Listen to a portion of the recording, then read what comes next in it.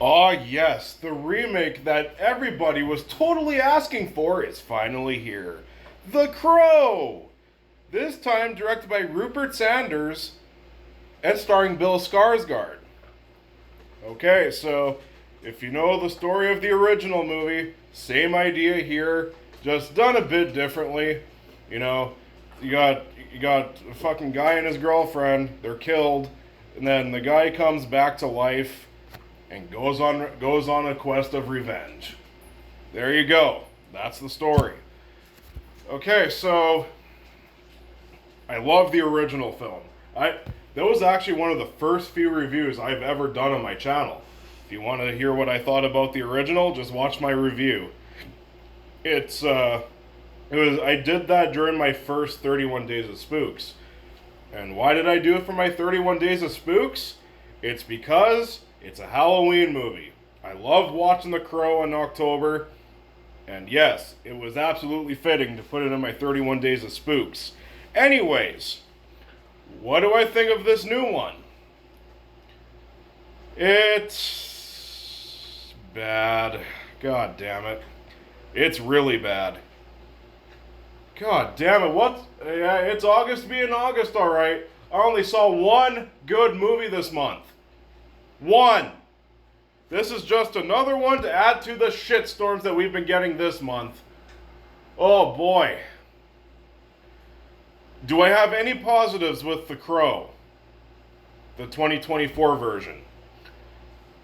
There was a few cool death scenes.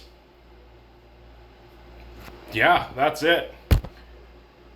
And to think about it, this movie has a good story because it was good in the original. It's a good fucking story.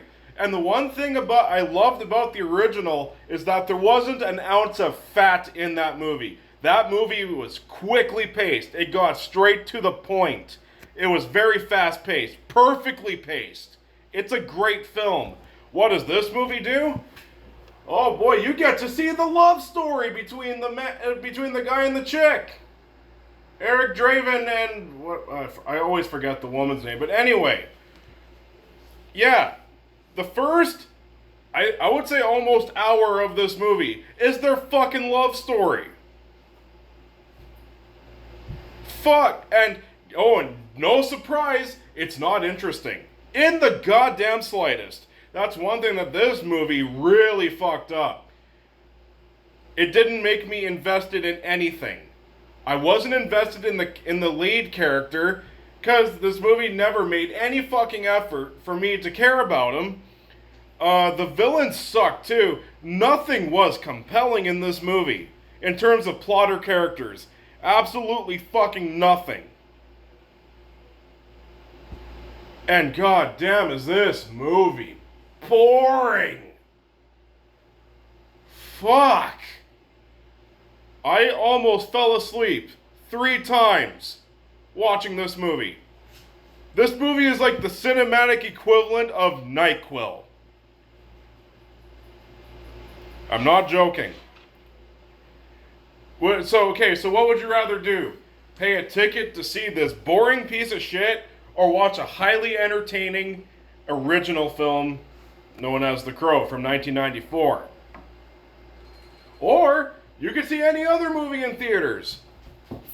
I mean, I guess don't see Trap or Borderlands or shit like that. I mean, if Deadpool and Wolverine's still playing near you, you could go and see that.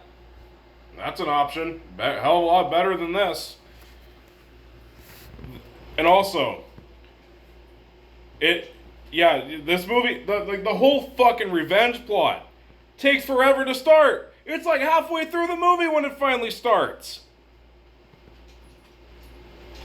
And yes, there are like some competently staged action sequences, but it's nothing that was really thrilling or exciting like in the original.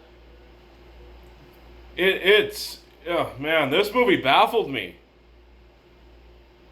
Fuck, I'm almost speechless. Like this movie thinks that all it takes to entertain an audience is just a bunch of blood and gore. Because this is a gory ass movie. That's why I say there's some cool kills here and there in this movie. It's bloody, very bloody. That's as close to a positive as I got for this movie. But really, if that's all it takes to entertain an audience, you fucked up. And normally, I'm a person that's easily entertained by blood and gore. I love trashy ass movies with a lot of blood. And this movie did not do it for me. Because this movie doesn't have a charm to it. It's not cheesy. It takes itself super seriously. There's no style here. Nothing. Nothing to elevate it beyond the violence. And of course, it doesn't have the most important things that a movie should have. You know, entertainment value and a good story, good characters, good performances. That's another thing. The acting in this movie, a lot of the time, sucked ass. Bill Skarsgård is fine in the movie. I mean, he did the best with what he was given. And then the guy who played the villain, fuck, I forgot his name. I forgot. Yeah, what the fuck? God damn it, I'll have to look that up. Danny Huston. There we go, Danny Huston. Yeah, he tried. Like, that's the best I can say about the acting in the movie. The ones that weren't so bad, they tried. I mean, none of them were bringing their A game here, but they tried.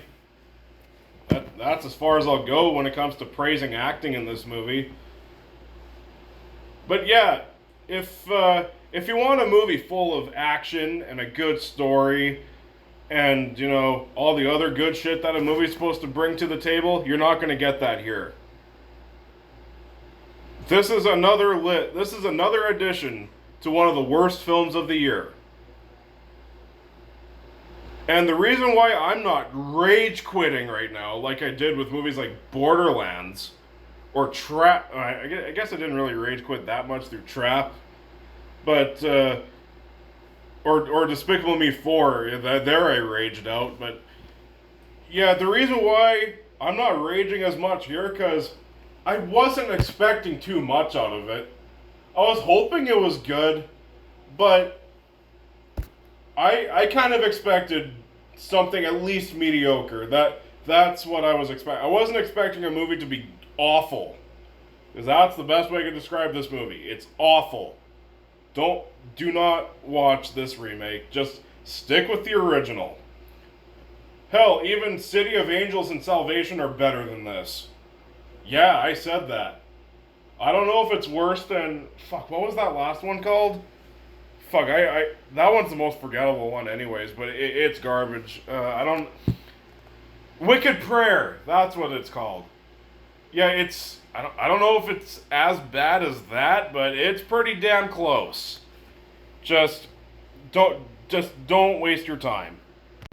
Besides a couple of cool, gruesome kills, which is not enough to save this movie, unfortunately, I gotta give The Crow an F.